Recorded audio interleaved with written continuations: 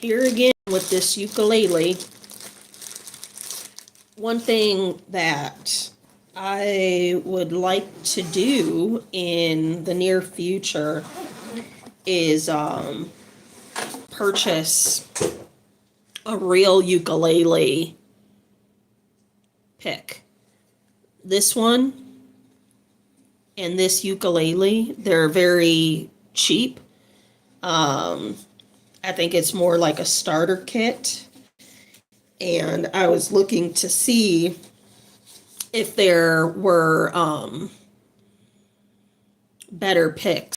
This one is just plastic.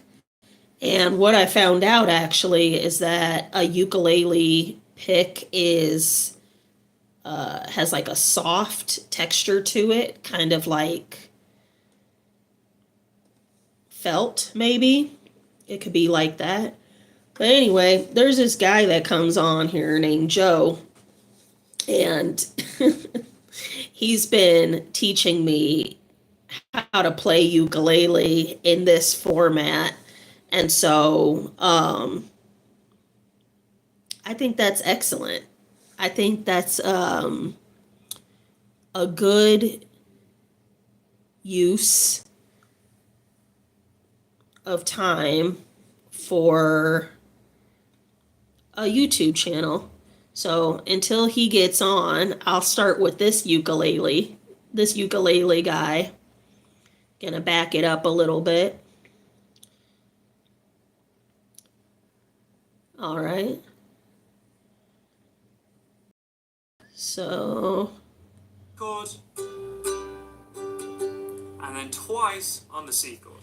Oh, that's right. So we've got A, G,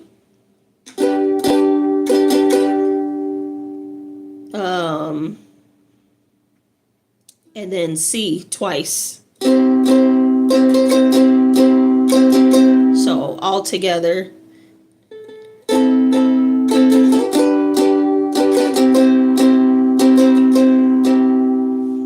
Except you need to kind of do it like you mean it. Maybe I should pick up the pace a little bit.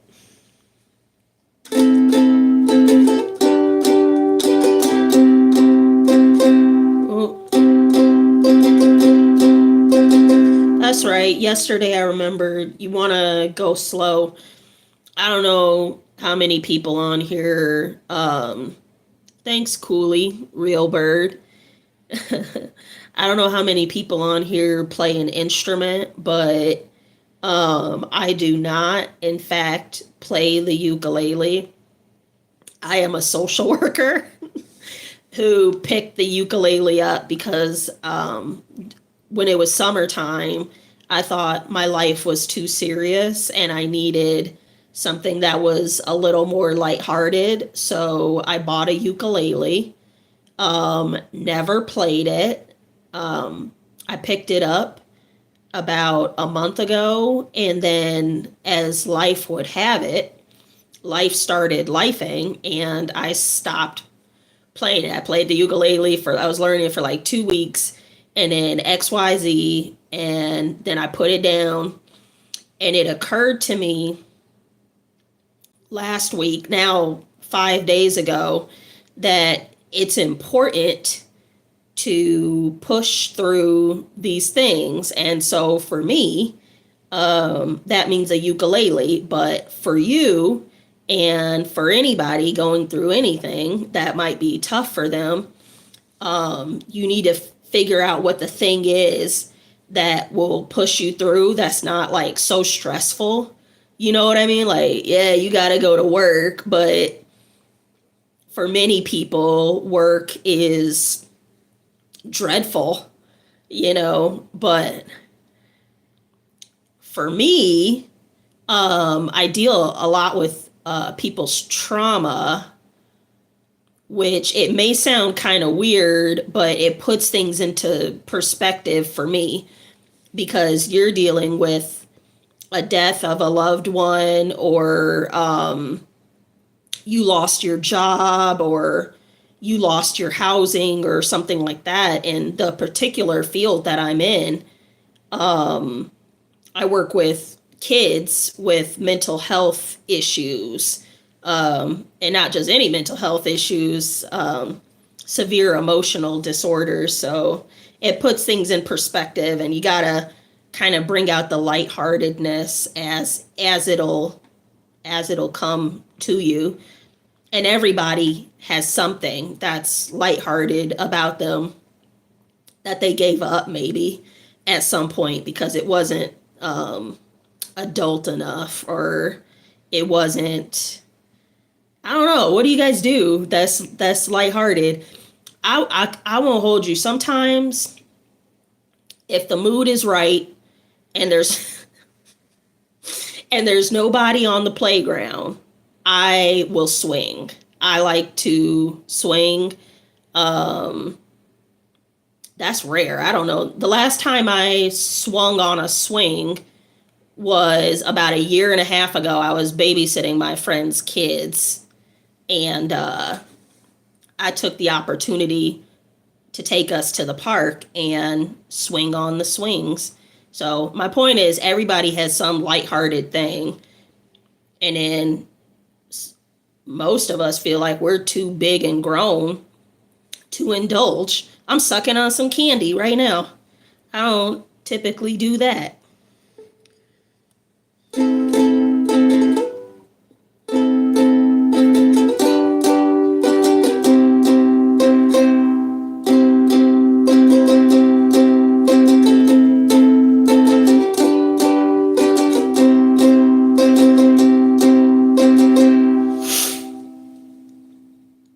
So it looks like we've pretty much got this part down. Let's see what else this man has to teach me today.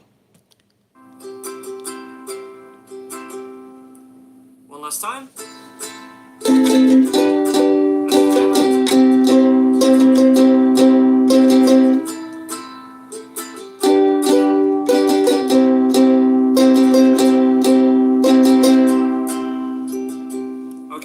That's what we're going to be going for. There's a real trick to this when on that last up strum, there's going to be a trick to it. Lift off at the same time as strumming. I don't know what this man is talking about with the lift off. At the same time as we put Between me and you, I'm not going to do it. Next chord.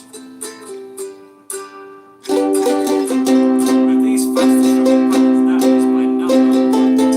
Down, down, up, down, lift, down, down, up, down, lift. I'm not doing it.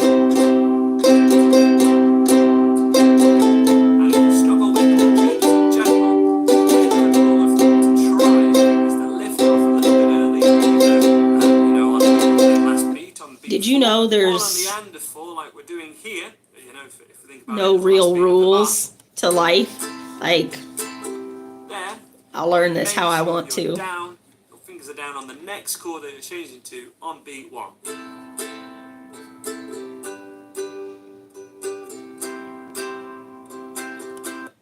Okay, we'll do it slow.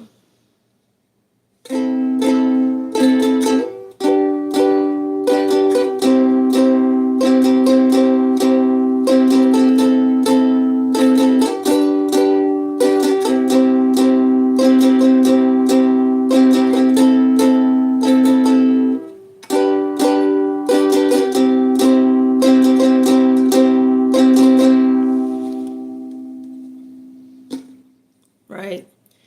I do what I want. I think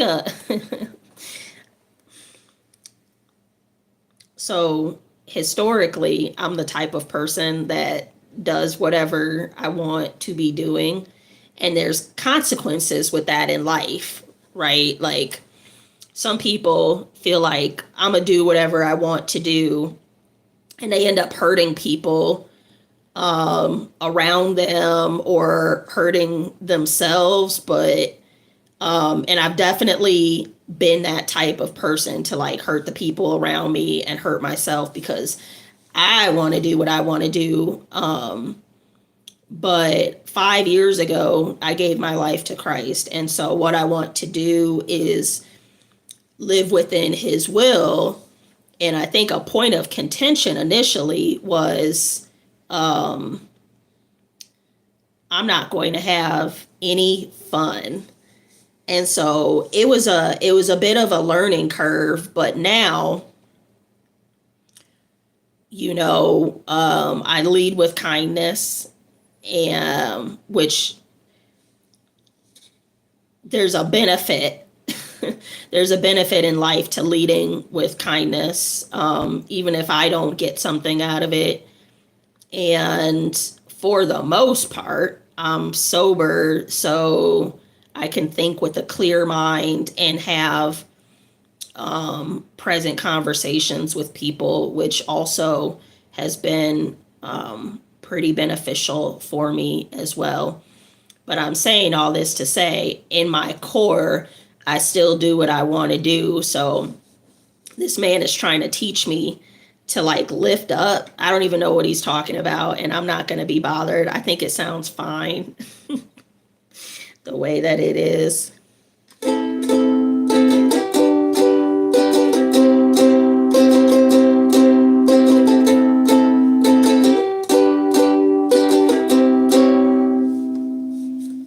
That wasn't it.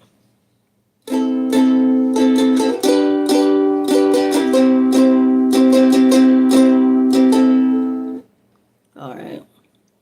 Let's see what else he has for us today. That early lift. Can you hear him? He's like Australian. Pros do. And he talks a lot. I imagine, listen, I talk a lot. I imagine if I was trying to teach somebody how to play ukulele, we would not get very far in that process as it is right now in my line of work. I'm a social worker. So in my line of work, there's quite a bit of paperwork, but there's also a lot of empathizing involved, a lot of active listening, a lot of building rapport and this type of thing. So like today, for instance, I was tasked with helping a guardian fill out some paperwork to submit to the police department. And we ended up, this paperwork should have taken maybe 45 minutes, but we ended up talking for about 3 hours. And so the result of it is she said, Lakeitha, I think you really care about my kid. And it's like, whether I do or don't is almost irrelevant. It's that this guardian felt supported in the moment. And I really wish we could do more of that in life, is not necessarily supporting one another, but creating a scenario, or, the hippie term, it's like progressive term, creating space for one another to like say how we're really feeling.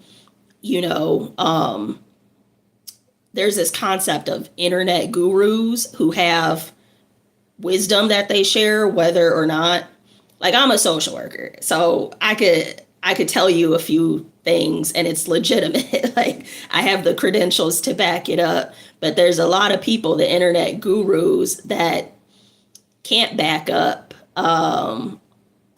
what they're saying. And so anyway, one thing I heard today was, when somebody asks you how you're doing, if you're not doing well in whatever regard, you should tell them that you are thriving and that you're doing so well, business is booming, your relationships are great, because it tricks your psyche into thinking that's true. And I don't think that's a good plan. I think if you are hurting in some area of your life and somebody cares enough to ask you how you're doing, you would be wise to, with discernment, you would be wise to share that information, because many times, we're humans. There's 8 billion people on the planet. That means 8 billion different perspectives, 8 billion different experiences. So whatever you're going through, by sharing that with somebody else, you open yourself up to a different perspective, or at least like some advice that could be helpful, whether whether you take it or not. I wish we did that more. I wish we were allowed to say how we feel more, and that was normalized. And I also wish that we actually cared when we say, hey, how are you doing? People expect well, I'm good, how are you? I'll tell you one thing about me. If I don't care how you're doing, I'm not going. I don't know how terrible that is. If I do not care how you are feeling or how you are doing, for whatever reason, even if I'm like in a rush and that's the reason, I'm just not going to ask you.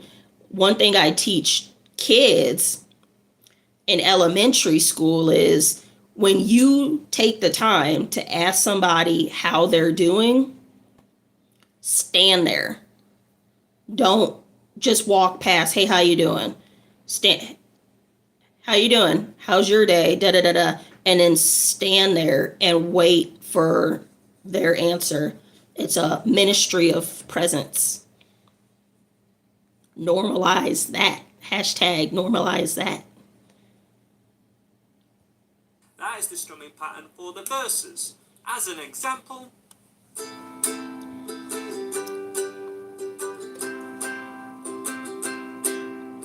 I was scared of dentists and the dark. Oops, let me see what you're saying. I was scared of pretty girls and starting conversations. That strumming pattern takes us. Just kidding. I'm not being proactive about fixing the hemorrhoids. You should be. You should get that resolved. I think you're joking, but hemorrhoids are uncomfortable. I mean, I haven't had them, but from what I know about them, that's uncomfortable. You got to fix that. And that's the overall message that me, a social worker, would tell other people. Tell somebody like whatever your thing is, and then be proactive in fixing your situation. Nobody is coming to save any of us, and that's not a political statement or anything like that. It's just, I think what's an epidemic right now are people being kind of entitled and thinking somebody's going to come and give them money or give them a house or give them something. And it's like, maybe, but wherever, here's another social work hot take that's true. Wherever there is a free resource, be it a food bank or in the grand scheme of things like free healthcare, whatever, wherever, or free clothes, wherever something is free,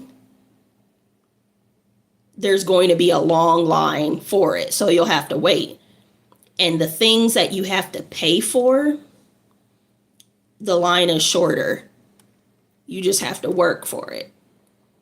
But you get to stand in the line where you pay for it. You get to stand there and have your dignity about you as well. And again, that's not shade or a political statement. It's just, people think they want handouts, but they don't. You don't want it. This is through the verse and the pre-chorus. Slightly different strumming pattern for the chorus. If anything, you can mix it, but it is the G. In the chorus, it's the same chords. Lady running down to the riptide, taken away to the dark side. strumming pattern. Down, down, up, down. Okay, Down, see, we down, switched it up a little down. bit. It is the most common strumming pattern ever on ukulele and guitar. And This guy seems so friendly, like somebody you'd want to like. On the A minor chord. Down, down, up, down, down, down, up, down. Play that along to me now and join in 2, 3, 4. Down, down, up, down, down, down, up, down. Just using that first finger. It changed. Down, down, up, down. And change the chord after one bar, and then remember to stay on the C chord longer. That would sound like. Oh, see? Baby, running down to. I don't know if it's really time to incorporate the lyrics, but let's give it a try. The strum pattern is down, down, up, down. So I'm gonna do A, G. Oh man, it's time to go. This time flew by. All right, well, thanks for hanging out. Hit the subscribe button for more content from your favorite social worker. And ask somebody how they're doing tomorrow, because it's nighttime. Ask somebody how they're doing, and then just stand there and wait for them to actually respond. You make somebody's day. I'll talk to you guys later.